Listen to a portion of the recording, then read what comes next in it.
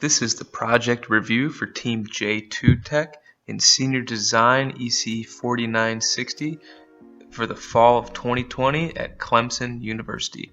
Our team was tasked with designing and building an automated Nerf gun targeting system.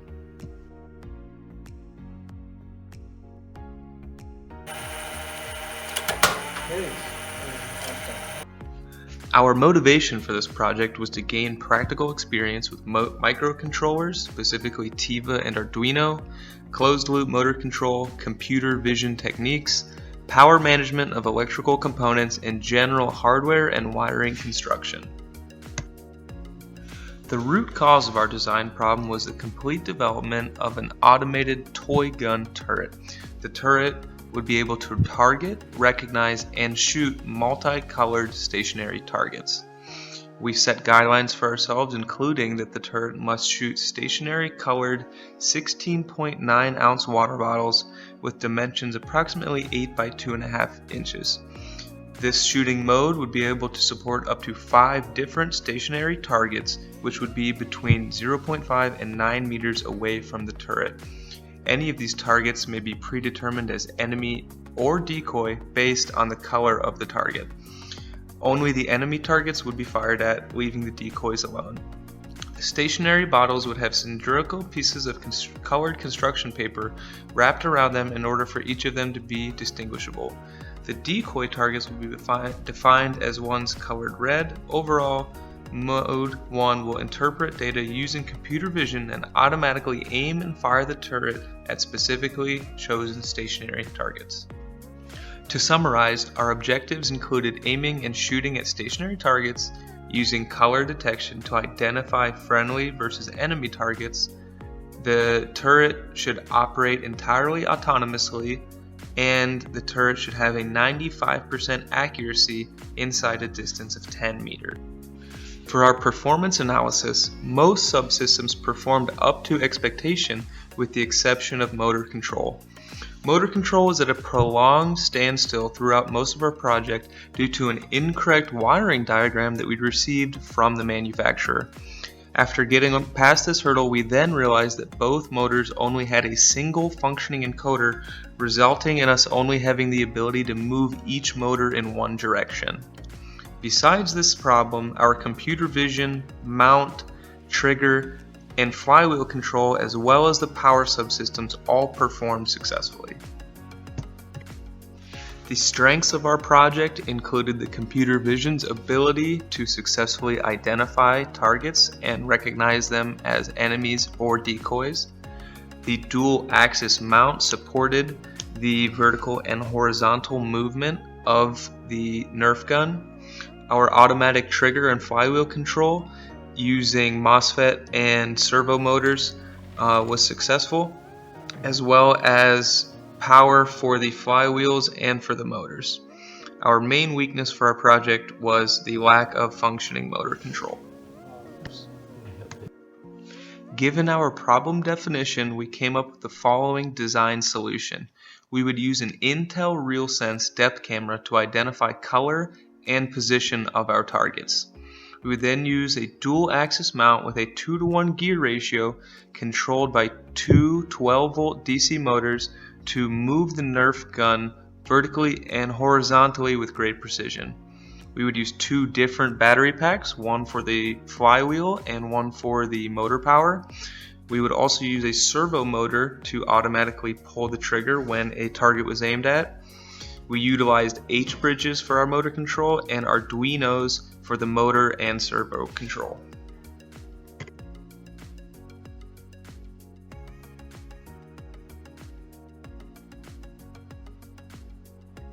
Our computer vision subsystem is comprised of 2 major components, the Intel RealSense D415 stereo depth camera and a laptop running the image processing C++ program.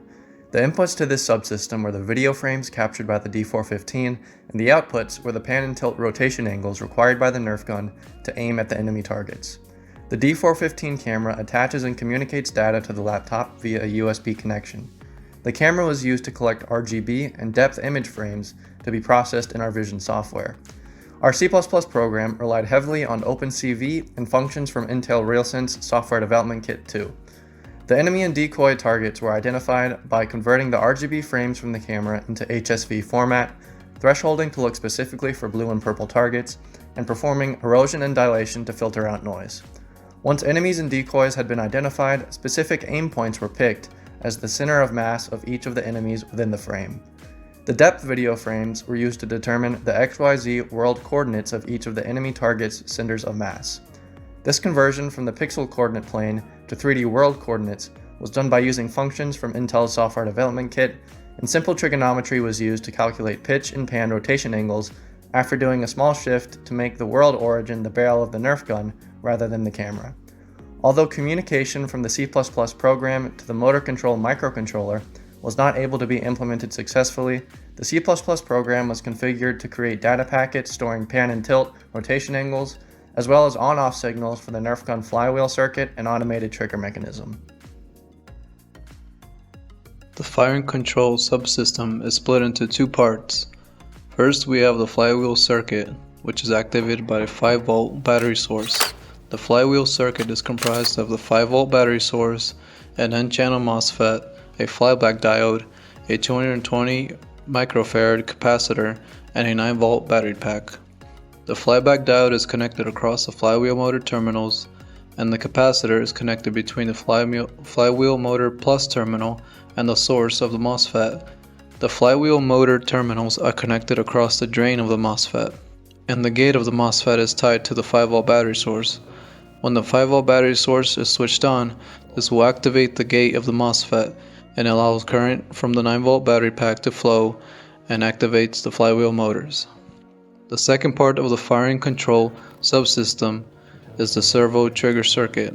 It is made up of a push-button circuit, a 5-volt source, the Arduino microcontroller, and a 9 kg torque servo motor. The servo motor is connected to the push-button circuit, which is connected to the Arduino. The Arduino is programmed so when the push-button circuit is activated, this turns the servo motor 180 degrees towards the trigger and pushes the trigger back enough so that the trigger mechanism can push a dart into the barrel, and at the same time rotating the barrel so the next dart can be fired. The servo motor is attached to the handle of the gun with zip ties. The servo motor returns to its original position after firing. The two projects are powered by two main battery packs. One is for the turbo DC motors, which is operated by 4 rechargeable batteries 26650 constructed in series. This battery pack has nominal voltage at 14.8 volts, a nominal capacity up to 5000 mAh, the internal resistance less than or equal to 20 milliohms. Limited charge voltage is 16.8 volts, and the working voltage is from 11 volts to 16.8 volts. This battery pack can be recharged up to 500 times and has built-in a protection circuit to prevent from overcurrent and short circuit. The other battery pack is for the flywheel inside the Nerf gun, which is operated by 7 rechargeable AA nickel metal hydride batteries, and also constructed in series.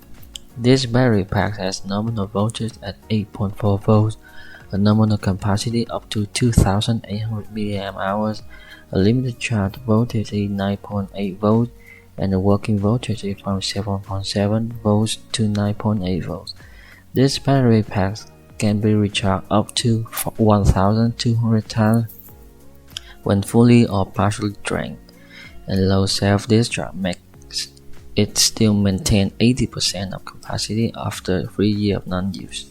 The motor control subsystem was mainly comprised of two 12-volt DC motors with encoders to control the pan and tilt position of the Nerf turret, an H-bridge circuit for directional control, and an Arduino Uno microcontroller to perform closed-loop position control.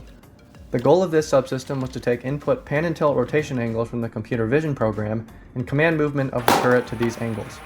Both of our DC motor encoders had resolutions of 107.8 pulses per revolution, which was doubled to 215.6 ppr with our mounts gearing. The precision of our motor control system would have been stronger if we had used motors with higher resolution encoders, ideally with more than 1 pulse per degree of motion of the motor. Closed-loop motor control was implemented using an Arduino Uno. A weakness of our motor control was that both of the motor and encoder B outputs were broken, so encoder pulses can only be counted from the encoder A output. Because of this, motor movement could only be quantified in a single direction, and any overshoot in the motor positioning cannot be corrected.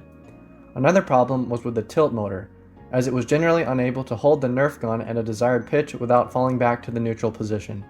This could have been corrected by further adjusting the pitch axle to run through the gun's center of mass, or by obtaining DC motors with higher torque. Since serial communication from the Vision program to the Arduino was not successfully implemented, desired pan and tilt rotation angles, calculated by the program, were manually entered into the Arduino Uno serial monitor to aim the Nerf turret at enemy targets within the scene. The mount subsystem was constructed using a 4x8 piece of 1/2-inch blonde plywood and a 4x4x8 piece of southern yellow pine with a Lazy Susan turntable ball bearing separating the base from the top. Vertical and horizontal 6.35mm steel shafts were used along with radial ball bearings, shaft collars, and timing chains connected to the DC motors to enable vertical and horizontal motion. The timing chains allowed us to gain better precision from the motors, utilizing a 2-to-1 gear ratio. Plywood was then connected to the top of the Nerf gun, allowing the horizontal shaft to go directly above the center of gravity, limiting torque on our motors. Overall, our group gained experience in several different areas throughout this project. We were able to learn and apply techniques involving computer vision, motor control, automation, and robotics. This project was challenging and beneficial to our futures as electrical and computer engineers. Thank you.